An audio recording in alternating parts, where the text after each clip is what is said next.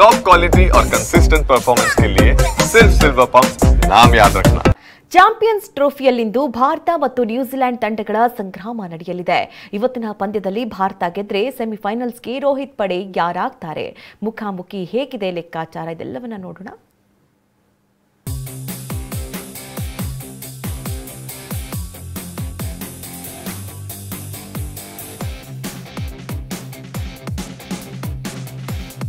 Champions trophy ಇಂದು ಭಾರತಕ್ಕೆ New Zealand ಸವಾಲ್.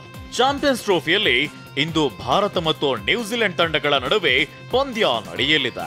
ಉಭಯ ತಂಡಗಳ ನಡುವಿನ ಈ ಪಂದ್ಯ ದುಬೈನ ಅಂತಾರಾಷ್ಟ್ರೀಯ ಕ್ರಿಕೆಟ್ ಕ್ರೀಡಾಂಗಣದಲ್ಲಿ ನಡೆಯಲಿದೆ. ಎರಡೂ ತಂಡಗಳು ಈಗಾಗಲೇ ಸೆಮಿಫೈನಲ್ಗೆ ತಲುಪಿವೆ. ಈಗ ಗುಂಪು ಹಂತದಲ್ಲಿ ಅಗ್ರಸ್ಥಾನ ಪಡೆಯಲು ಎರಡೂ ತಂಡಗಳ ನಡುವೆ ಪೈಪೋಟಿ ನಡೆಯುತ್ತಿದೆ.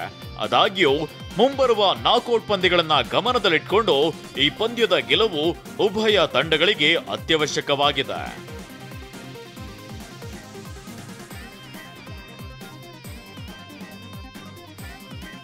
ಇವತ್ತು ಭಾರತ ಗೆದ್ರೆ ಸೆಮಿಯಲ್ಲಿ ಆಸ್ಟ್ರೇಲಿಯಾ ತಂಡ ಎದುರಾಳಿ. ಎ ಗ್ರೂಪ್ನ ಪಾಯಿಂಟ್ಸ್ ಟೇಬಲ್ನಲ್ಲಿ ನ್ಯೂಜಿಲೆಂಡ್ ಮೊದಲ ಸ್ಥಾನದಲ್ಲಿದ್ರೆ ಭಾರತ ಎರಡನೇ ಸ್ಥಾನದಲ್ಲಿದೆ. ಇನ್ನು ಬಿ ಗ್ರೂಪ್ನಲ್ಲಿ ದಕ್ಷಿಣ ಆಫ್ರಿಕಾ ತಂಡ ಮೊದಲ ಸ್ಥಾನದಲ್ಲಿದ್ರೆ ಆಸ್ಟ್ರೇಲಿಯಾ ದ್ವಿತೀಯ ಸ್ಥಾನದಲ್ಲಿದೆ. ಸೆಮಿಫೈನಲ್ನಲ್ಲಿ ಇಂದು ಭಾರತ ತಂಡ ನ್ಯೂಜಿಲೆಂಡ್ ತಂಡವನ್ನ ಮಣಿಸಿದ್ರೆ ಆಸ್ಟ್ರೇಲಿಯಾ ತಂಡವನ್ನ ಎದುರಿಸಲಿದೆ. ಭಾರತದ ಪ್ಲೇಯಿಂಗ್ 11ನಲ್ಲಿ ಬದಲಾವಣೆ ಇರುತ್ತಾ? ಪಾಕಿಸ್ತಾನ ವಿರುದ್ಧದ ಪಂದ್ಯದಲ್ಲಿ ಮೊಹಮ್ಮದ್ ಶಮಿ ಅವರಿಗೆ ಸ್ವಲ್ಪ ಕಾಲಿನ ನೋವು ಕಾಣಿಸಿಕೊಂಡಿತ್ತು. ಹೀಗಾಗಿ ಶಮಿಗೆ ವಿಶ್ರಾಂತಿ ನೀಡಿದ್ರೆ ಹರ್ಷದೀಪ್ ಸಿಂಗ್ಗೆ ಆಡಲು ಅವಕಾಶ ಸಿಗಬಹುದು.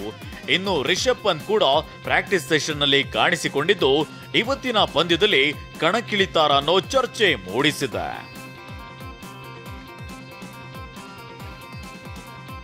ರನ್ ರೇಟ್ ನಲ್ಲಿ ಭಾರತಕ್ಕಿಂತ ನ್ಯೂಜಿಲೆಂಡ್ ನಂಬರ್ 1 ಸ್ಪಾಟ್ ನಲ್ಲಿದೆ. ಕಿವೀಸ್ ಮಣಿಸಿ ಸೆಮಿಫೈನಲ್ಗೆ ಬಂದಿರುವ ಆಸ್ಟ್ರೇಲಿಯಾ ಆಫ್ರಿಕಾಗೆ ಸಂದೇಶ ಕೊಡೋಕೆ ಭಾರತ ಸಜ್ಜಾಗಿದೆ. Rajesh, sports bureau, ಟಿವಿ9.